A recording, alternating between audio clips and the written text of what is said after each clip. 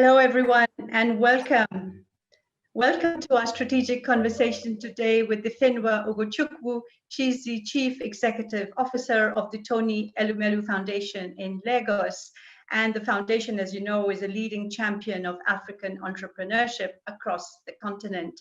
Ifeyinwa, thank you so much for joining us from Lagos, from your home in Lagos. I'm in Brussels. We're still in lockdown here, semi-lockdown, as we're sort of easing some of the restrictions. As you know, Ifeyinwa, we have a very strong Africa program, and in the last few years, last few months, we've been deepening and enhancing our work on Africa. And of course, you were at our Africa Summit last year in June, actually, when we could still travel.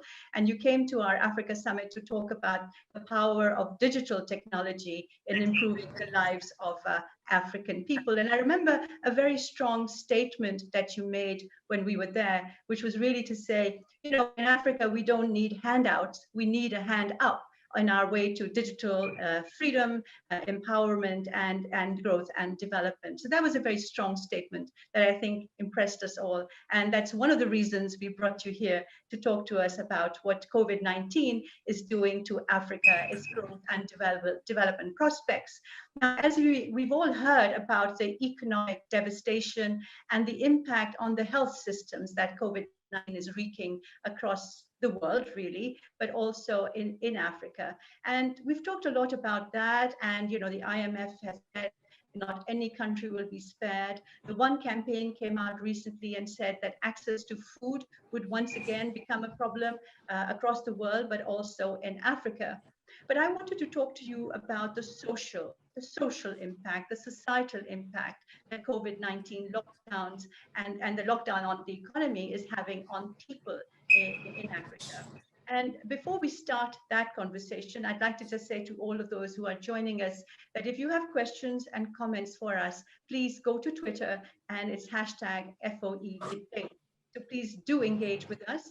And I'd like to now turn to you, Ifeyinwa, and ask you a very simple question, really, about how your life and the life of your organization has been impacted by COVID-19.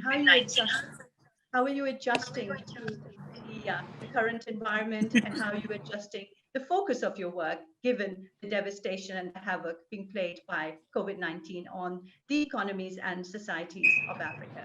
Floor is yours. Thank you so much, and thank you for having me. It's an absolute pleasure to be here with the team. And as you rightly said, it's the new normal, and that's what we're all seeing in terms of the work from home that the COVID-19 pandemic has imposed on all of us, the length and breadth of the globe. In terms of Africa, there's no continent that's been left behind. We started quite slowly in terms of the numbers, in terms of the number of cases that we had. In fact, I happened to be in Europe second week in March, and I left Nigeria thinking, you know, this is not an African problem, you know. There was a lot of misinformation, which sometimes still exists. And by the time I came back 5 days later, Belgium, Brussels, where you are, was in lockdown. And we had, you know, the very next week, we started our lockdown. So it has changed life as we know it. Since third week in March, we've been working from home, and everything's changed. We know that particularly what we're seeing is that the pandemic has revealed the underbelly of Africa, which is that in addition to the pandemic, to the COVID pandemic, Africa has been battling a hunger pandemic for over, you know, 5-6 decades. And that's because as soon as the lockdown happened, the first thing that we noticed was insecurity. And why was there insecurity? There was insecurity because you were asking people to remain in their homes who depended on our daily activity and our daily movements for their food, for their income. So most Nigerians, and I'm sure most Africans, the lockdown was inconceivable because lockdown meant having to stay home hungry. They did not have any savings. They did not have any food stored. In fact, no fridges to store the food. And so they literally took to the streets. The palliatives from the governments helped, but it showed us the fact that inequality is a very real problem, not just in Nigeria, not just in Africa, but across the globe, because we're seeing the food lines, even in the United States, going on for hours, because people live paycheck to paycheck. People are not able to live if they are not earning. And that is what the pandemic has revealed to us.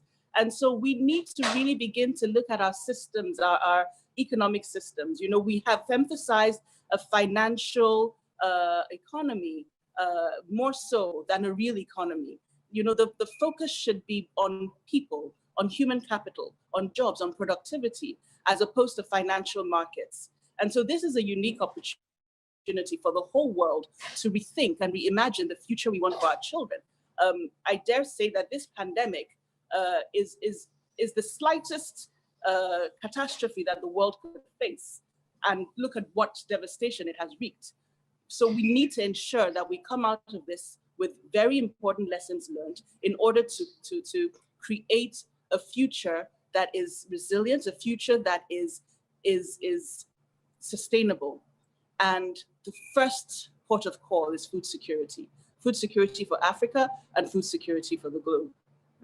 Thank you very much indeed. I think you've made some very, very important points there, actually revealing the inequalities that have existed, but are now actually becoming worse. So Ifeyinwa, I wanted to talk to you about another inequality, and that's about gender inequality and the importance of bringing the gender lens into when we look at economic development, growth, and sometimes we forget it. And as we start moving, hopefully towards a recovery, hopefully a green and sustained recovery, we shouldn't forget that the women are involved and we shouldn't be gender blind. So tell me a little bit about how women have gone through this rather, let's say, strange and very challenging moment, and how you foresee that changing, or perhaps bringing that gender lens and that gender emphasis into the recovery process. Well, I will talk first of all from my personal experience as a woman. Being in the office environment, you can absolutely put on your executive cap. You throw yourself into your work, and there is full focus, full attention. But as a woman, I'm now working from home, and I see that I have to wear many hats all at once. I have to wear my tutor cap. I have to wear my mother cap. I have to wear my CEO cap, and this shows that from a gender perspective, the pandemic clearly has had more of an effect on women, not just in the fact that we have to juggle a lot more, but when you think about the fact that women in Africa particularly make up 90% of the workforce. They earn less than 50% of the income and own less than 10% of the property. So with the liquidity crisis and with the impact of the pandemic on the economy, women will clearly have it will more adversely affect women than men. And so we need to bear this in mind. Recent news reels from Sierra Leone, for instance, has shown that because women, young girls, are no longer in school, there have been a spike in pregnancies. And so we need to ensure that we particularly pay mind to the gender lens to make sure that we protect the girl child at this time, not just to keep her safe, but to ensure that her education is safeguarded. And of course, from the economic point of view, to make sure that we ensure access to finance for women on the same level that their male counterparts have it. We know that there is a major finance gap for women's access to finance, and this pandemic needs to ever more emphasize to us the importance of ensuring that women have the same access to finance, the same access to markets, the same access to opportunity that men do. Because a woman, if you empower a woman, you empower a nation, and she's more vulnerable than her male counterpart. So now more than ever, we must ensure that all the initiatives rolled out by government, by private sector, by development organizations are inclusive and have a particular focus on gender issues to ensure we protect women and give them the opportunities that they need to come out of this pandemic stronger, because they are the backbone of the economy. And if we support them and ensure that they recover, the economy will recover even faster across Africa. Absolutely. And I hope that all those who are from these sectors, from business, from NGOs, and the policymakers from Europe and Africa that are listening to this strategic conversation, I do hope that this message gets across, because what you've said is absolutely crucial. Years of growth and development and years of progress cannot be set back. In fact, this should be an opportunity, as you said, Ifeyinwa, for a great leap forward in terms of recognizing women's role in economic recovery, but also in politics and in society. So thank you for making that, giving us that very strong message. Let's move on. We don't have much time. I wanted to talk to you about the core business you're in, which is really promoting, nurturing, and developing entrepreneurship across Africa, especially among young people. But let's talk about the role of these entrepreneurs as we move, hopefully, towards a global recovery. What role can these entrepreneurships, these small businesses, what role can they play for this sustained recovery we're hoping for? I think even before the pandemic, it was a well-established fact that sustainable economic development is impossible without the small and medium enterprises. We know that they are the ones that create jobs. All the major economies of the world have 70–80% of the jobs created by the SMEs. So any unemployment that we have in Africa, and ensuring that the burgeoning youth population in Africa have jobs 10, 20, 30 years from now, it all boils down to our ability to build a strong and robust small and medium enterprise sector. Even more so now with the pandemic, we've seen entire sectors, entire industries ground to a halt. The airline industry, the hospitality industry, the restaurant industry, the events industry. And so more than ever, we need to emphasize the role that entrepreneurs bring, which is innovation. Entrepreneurs, what makes you an entrepreneur is that you see a problem and you innovate and you creatively find a solution to that problem. So this is the time for us to support and empower entrepreneurs. And that is why our emphasis in the foundation has always been on the digital economy. Everything has gone digital. Right now, school, education, business, work, everything is digital. So that shows us the role that technology has in ensuring that entrepreneurs innovate and create solutions that will solve the problems that not just the pandemic has brought, but all the other problems that we see in Africa. And so at the foundation, we continue to empower entrepreneurs. We have webinars that we have going on 2–3 times a week, encouraging entrepreneurs that you may be sitting at home because of a lockdown, but it doesn't mean that work stops. It doesn't mean that your creativity stops. It doesn't mean that your innovation stops. We need to give entrepreneurs the opportunity through funding, through training, through mentoring, and access to markets to ensure that the economy recovers and the economy is where we want it to be post-pandemic. And we've been working with all our development partners, from the UNDP to Africa Development Bank, to ensure that we continue to empower entrepreneurs at this time, especially entrepreneurs in the health sector. With the global scarcity of private personal protective equipment, we know that we cannot depend on the international supply chains, and we need to look inward, and we need to increase investments in the manufacturing sector. And that's what we've done. We've galvanized our entrepreneurs in the health sector. We've galvanized our entrepreneurs even in the fashion sector, because these are, they're the ones who will manufacture the face masks, right, and ensure that there are because as we all know, there is no end in sight to the pandemic, and we need to ensure that the average African has access to PPE. So there is a need to have not just an immediate response to the pandemic, but also a long-term sustainable response. So what we're doing is we prepare, we respond, and we recover.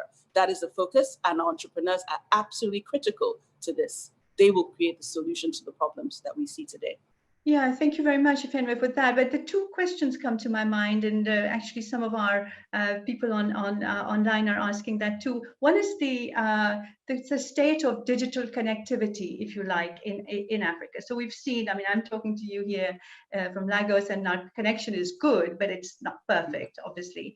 But also across the continent, you're talking about webinars, you're talking about engaging online. And when you were in Brussels, you said, we don't need handouts, we need a hand up in our race for better technology. Give us an idea of what it's, you know, where will digital connectivity be, and what needs to be done to get, you know, this connections moving faster. What can we do? So basically, what we need to do now is to ensure that there's no African left behind. So Africa right now leads the world in mobile, in fintech, in terms of mobile money. Absolutely. You have Africans who 20 years ago, there were probably about 50,000 landlines in the whole of Nigeria. Fast forward 20 years later, you have almost 70 million mobile phones in Nigeria, mobile subscribers. And so that shows that we have leapfrogged the landline technology. And giving technology to Africans is empowering Africans. So what we need to do now is to go beyond that and ensure that every African has access to internet. We're seeing with the social distancing measures that have been given by WHO that schools are all shut. So unfortunately, in Africa right now, only the privileged few are able to continue their education. Right. Students who have access to internet at home and devices at home, but it must not be. So we need to work with governments, we need to work with development organizations as well as private sector to ensure that every African child, no matter where you are located, be it in the rural area or in the urban area, has access to internet and has access to devices so that their education can continue. And this is absolutely critical to make sure that Africans are able to be part of the digital economy and the global economy.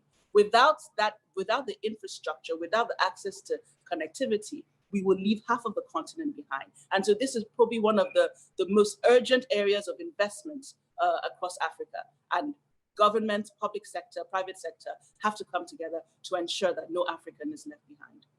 Right, so Ifeyinwa, just a final question or two, really. As you know, we are in the process, Europe and Africa, of rebooting, revitalizing our partnership, our relationship, which goes back many, many decades, of course, but we're now in a new era, moving towards a real partnership where we work together on the kinds of issues that you've talked about: resilience, female empowerment, SMEs, entrepreneurship, and the point you've made just now about digital connectivity. What would you like from this new relationship, this new restart, if you like, between Africa and Europe? Where should we be focusing, really? I think the focus should be for governments to bring in the private sector. I think that's what's been missing in the past few decades. We've had a lot done so far, but to get to where we need to get to, we need to accelerate. We need to press the throttle. And the only way to do that is to have larger private sector involvement. And I know that a lot of the policies, especially with the EU, is to deal with governments, but that we need to rethink that policy. We need to involve private sector, not just from a capacity building side, but also implementation side. And we've seen the EU already walking that path.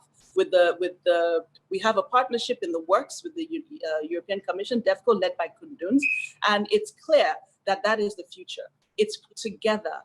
We've always said that the principle of Afro-capitalism states that it is the private sector that will develop Africa, but not the private sector alone, the private sector in conjunction with the development organizations and with African governments. So I think that is the one red flag that I would say is more involvement of the private sector in policy making, because we are the ones who are on the ground. We are the ones who know where the shoe pinches, and we are the ones who will impact, because the economy is driven by the private sector. And we all know that entrepreneurship is the key to eradicating poverty and to sustainable development. And I have to also mention that one of the underbellies that's been revealed with the pandemic is food security, and not just in Nigeria, but across the globe. And Africa has, you know, the most fertile and vast land resources. what can we do to leverage the human capital, to leverage the resources that are available on this continent, and to make Africa the food basket of the world. These are the areas, tangible, concrete areas, that development organizations, private sector, and governments need to be looking at. There's a lot of work to be done, but together we can certainly reach the goal. Thank you very much, Ifeyinwa. Is there a final message that you would like to give our global audience about what you would want in the coming months, really, from us, from all of us working together? Is there a final message you'd like to give us? Yes, I think that what I would like all of us to leave with is, as I started, inequality is something that we must all not be okay with. As Mr. Elumelu, our founder, always says, poverty anywhere is a threat to all of us everywhere. And the world will not be what we all want it to be until we have removed inequality, until everyone, everywhere, has access to food, shelter over their heads, and decent work. This is what makes us human beings. And as long as one person anywhere on the globe lacks any of these things, we shouldn't be able to rest. So our work really is to bridge that gap and to create not just policy, but to catalyze economic growth, particularly in developing nations, through agriculture, through internet connectivity and digital connectivity. These are the things that will give us the sustainable development that we need to see, that will eradicate poverty and create Africa and Europe, for instance, should be twin continents, partners side by side, as opposed to the massive inequality that allows us to see, illegal migration from Africa into Europe, because people are looking for economic opportunity when they should have it at home. So let us create that economic opportunity on the continent. Let us create a level playing field for all citizens of the world. And let us leverage the lessons that we've learned from the pandemic to do this. Thank you very much indeed, Ifeyinwa, and thank you very much everyone for listening online. It's been a pleasure really to talk to you, Ifeyinwa, and as you've pointed out, to so many very powerful elements of what we need to do together. And you said Africa and Europe are twin continents. That's seriously what Friends of Europe really believes in it as well. And through our different activities, initiatives, you can go on our website, you'll see how active we are, how much we're developing and investing in our relationship with Africa. You made some very powerful points. We will take them home and we will do our best to work with you, with the private sector, with policymakers, with governments, African Union, and above all, as you said, with civil society in Africa to bring these mutual challenges and deal with these mutual opportunities. Ifeyinwa, thank you very much for joining us from Lagos, and have a good day. And see you very soon, I hope, in real time, face to face. Thank you, Shada. Have a good day too. Thanks for having me. Thank you. Thank you, everyone. Stay safe, stay healthy. Bye-bye.